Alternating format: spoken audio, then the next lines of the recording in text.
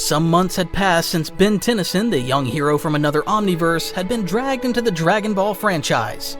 Although everything was disconcerting at first, little by little Ben began to adapt to this new reality, finally accepting Gohan's kind invitation to come live with him and his wife Videl, who would eventually give birth to little Pan. Ben began to grow fond of these people, learning a lot about their entire history, with Gohan telling him all about the adventures they had over the past several decades. And while life carried on with Ben trying to adapt to his new environment, Bulma worked tirelessly on a way to return him to his dimension. However, as Ben started to accept that living in this world might be for the long haul, a new danger would threaten everyone. Through the Dragon Balls, Sorbet and Tagoma, former members of what remained of Frieza's army, had used those magical artifacts to revive their emperor. Frieza, determined to take his revenge, prepared to train for the next 4 months. Eventually, one of those days, Bulma received a visit from her old friend Jaco, who informed her that Frieza, along with his entire army, was approaching Earth, and that in just 1 hour he would be here, ready to exact his revenge on all the Earth's warriors who had contributed directly or indirectly to his previous defeat. In a panic, Bulma gathered as many available warriors as she could, likewise asking Ben for his help. Frieza? That guy you told me about, who was defeated by Goku on Namek and later by a future version of Trunks? How dangerous can this guy be? They literally killed him once already, so surely you won't have any problem doing it again, right? The young man would say, confused by the look of panic on everyone's faces. You have no idea, Ben. We can sense the ki of every living being, and even though Frieza isn't on Earth right now, we can already feel his immense power from a distance. In fact, we can tell he's holding back, and even in that state, he's abysmally stronger than the last time we fought him. So believe me, the situation is very serious, Gohan would say to his new friend. Ben would smile confidently, feeling completely relaxed under these circumstances. Don't worry, if this so-called Frieza isn't more powerful than Beerus, then I can definitely stop him. I don't intend to let the planet be destroyed by another one of those crazy manga villains you have in this world. When it's time to be a hero, I'm always available, the young man would say with confidence and determination. Shortly after, everyone would gather at the place where Frieza's army and the Emperor himself were landing. Frieza emerged from his ship to present himself in his floating chair, sending all his soldiers to attack the warriors. Ben transformed into Accelerate to dodge multiple soldiers, working as support for the weaker members of the team, collaborating in attack combinations with Krillin, Tenshinhan, and Jaco, starting to get to know that Galactic Patrolman a bit better, noticing many similarities between the Galactic Patrol he described and the Plumbers. But eventually, once all the soldiers had fallen, Frieza decided to act. To intimidate everyone and show what he was capable of, he jumped from his floating chair to punch Gohan in the stomach, destroying all his internal organs and stopping his heart instantly, then immediately returning to his floating chair before anyone could react. Hey, you damned lizard! You'll pay for nearly killing my friend! And who are you? I don't recall seeing you before. What's going on? Were you so short of powerful warriors to oppose me that you randomly picked a stranger off the streets of the cities on this pathetic planet? No, my name is Ben Tennyson, and believe me, I'm the last one you'd want to face today. I myself managed to defeat Beerus, and there's no way you're stronger than him, the young man would say with force and determination in his spoken words. What? Lord Beerus? Impossible! You're lying! Frieza would say, frightened. I knew it. You really aren't stronger than him. This will be very easy, the young man would say arrogantly with a confident smile, knowing that this fight was already over. He transformed into Alien X and instantly sent Frieza into the skies and out of the planet, then completely disintegrated him by sending him toward the sun. To everyone's surprise and shock, Ben came back down to Earth, having finished off Frieza in a matter of seconds. Undoubtedly, this wasn't a way of fighting that the Dragon Ball warriors were used to seeing, as they were accustomed to standing around like fools waiting for a villain to transform into their most powerful form. But, luckily for them, Ben was not a manga character, and he didn't care about enjoying a fight, much less if it put Earth in danger. Incredible! I can't believe it! You defeated Frieza as if it were a joke! Honestly, I don't know what surprises you. Maybe I can't sense people's ki like you can, but I know perfectly well how to see when a villain is overly confident, or exaggerating his true power. And it was more than obvious that Frieza would never in his life be stronger than Beerus, and I could defeat Beerus. the young hero would say, contemplative about what had happened. Shortly after, Goku and Vegeta would arrive on Earth, having arrived too late to participate in the fight or defeat Frieza themselves.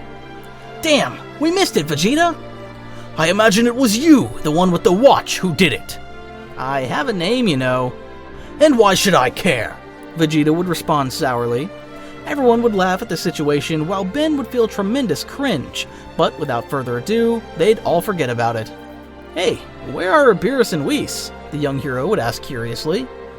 "Well, you're not going to believe it, but Beerus decided to stay on his planet to train alone with Whis." "Wow, it really affected him a lot that I defeated him. How funny and ridiculous.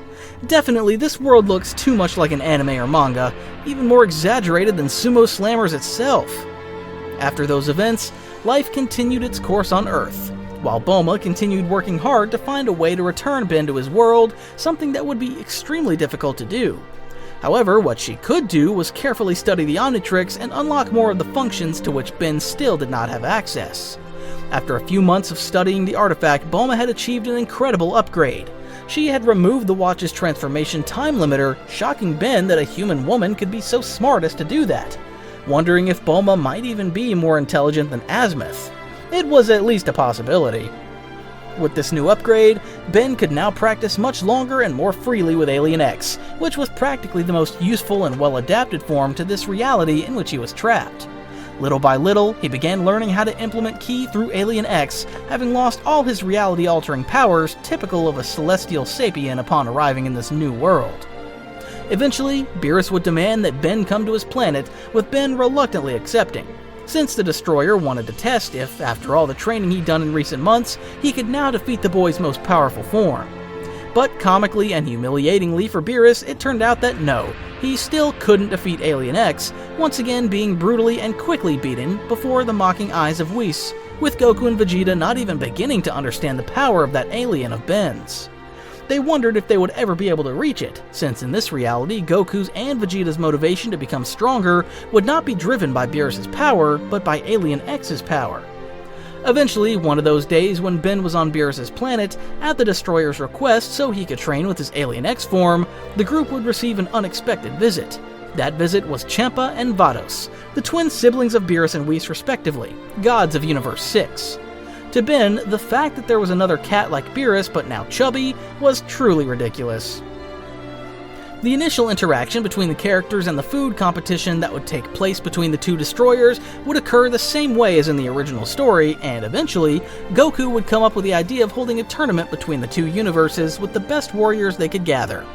When all conditions were understood and accepted, Ben would find himself shocked and somewhat annoyed with Goku for having put Earth in danger as the prize that Champa so coveted, if he managed to win, and asked the Super Dragon Balls to move Universe 7's Earth to Universe 6. But without further ado, it was too late. The tournament would take place in about 3 days, with the Saiyans and the hero returning to Earth to look for another 2 participants, with the first 3 obviously being themselves. Beerus had been extremely careful not to tell Champa that Ben had a transformation that made him stronger than all of them, as he might have considered it cheating, which technically it was true. In any case, the next selected warriors would be Piccolo and Majin Buu, although Ben didn't have much faith that Majin Buu could pass the written exam. At least he would be grateful that the Omnitrix had a universal translator function, since for some strange reason, in this world to which he had arrived almost 2 years ago, everyone spoke only Japanese. After all the participating warriors had been chosen, while Bulma created the Super Radar for Super Dragon Balls, Goku and Vegeta would go to train for 3 years in the Room of Spirit and Time, proposing that Ben go train with them. But Ben, terrified at the idea of aging 3 years and 3 days, would refuse the proposal. He already felt quite depressed as it was for having lost 2 years of his life trapped in this world without seeing his friends and family. And so, about 3 days later, everyone would be ready to go to the nameless planet located at the border between Universe 7 and 6 to finally begin that tournament.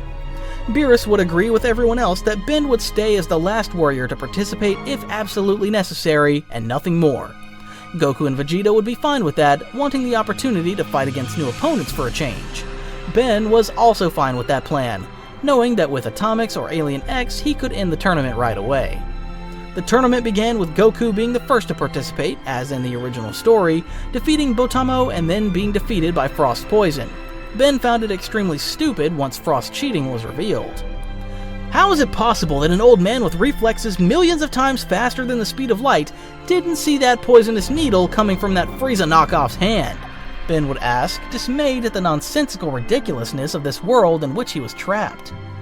In the end, the whole tournament would proceed the same way as in the original story, with the difference here that Goku and Vegeta were much stronger, thanks to the extra motivation of the existence of someone as strong as Ben, as well as having started their training with Whis from the beginning, and occasionally training with Ben when he visited Beerus' planet.